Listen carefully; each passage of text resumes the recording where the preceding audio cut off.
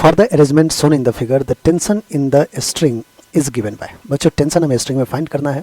अगर अपन सबसे पहले एज्यूम कर लेते हैं कि ये जो 10 kg 4 kg है वो स्टैटिक है, रेस्ट में है, तो आप कह सकते हैं कि फिर सर टेंशन जो इसमें है 4 kg के स्ट्रिंग में वो T है और नीचे जो फोर्स लगेगा 4 kg पे वो 4G लगेगा। So tension T is equals to 4 into G, that is 40 newton. यही टेंशन बच्चों यहाँ भी लग रहा होगा। सरफेस में क्या है, रफ सरफेस है तो एक फ्रिक्शनल फोर्स भी लग रहा होगा और इधर mg का जो mg साइन थीटा कंपोनेंट है वो एक्ट करेगा, इधर नॉर्मल रिएक्शन और इधर mg कॉस थीटा का कंपोनेंट एक्ट करेगा। आई होप इनक्लाइन पे आपने ये बहुत बार काम कर रखा। mg साइन थीटा का कंपोनेंट जो है वो 10 kg को along the incline downward move कर सकता है ना, वही कोशिश करेगा। एक बार देखते हैं कि आखिर mg साइन थीटा है कितना। मास कितना है 10, g की वैल्यू 10, साइन 37 क्या होता है बच्चों 3/5। सो 5 1 जा 5 2 जा 3 2 जा 6 10 जा 60 न्यूटन।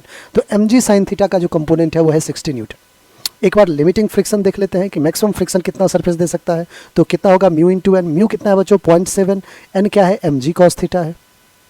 ठीक है, वैल्यू हमने सॉल्व किया, 0.7 को 7/10 लिख दीजिए।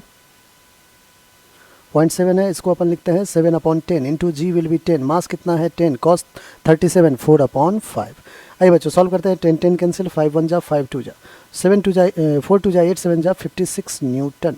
अब देखिए मैक्सिमम फ्रिक्शनल फोर्स कितना प्रोवाइड कर सकता है 56 न्यूटन। क्या एक स्ट्रिंग भी तो कनेक्टेड है बच्चों, और स्ट्रिंग में कितना है, स्ट्रिंग में टेंशन है 40 न्यूटन।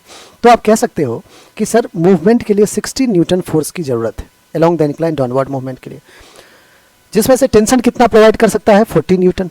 तो बचा कितना 60 माइनस 40 विल बी 20 न्यूटन। अगर सरफेस फ्रिक्शन दे दे तो ये रेस्ट पे 10 kg रह सकता है बच्चों। बिल्कुल फ्रिक्शन फोर्स मैक्सिमम 56 न्यूटन तक अप्लाई कर सकता है, तो 20 न्यूटन तो कर ही देगा। दैट मीन्स आप ये कह सकते हो कि the block will remain at rest. Block जो होगा 10 kg as well as 4 kg, पूरा का पूरा सिस्टम जो है बच्चों वो रेस्ट पे है। और अगर सिस्टम रेस्ट पे है तो उसमें टेंशन कितना है, तो आप सबसे पहले ही कैलकुलेट कर लिया था 40 न्यूटन। तो सेकेंड हमारा बिल्कुल करेक्ट आंसर है।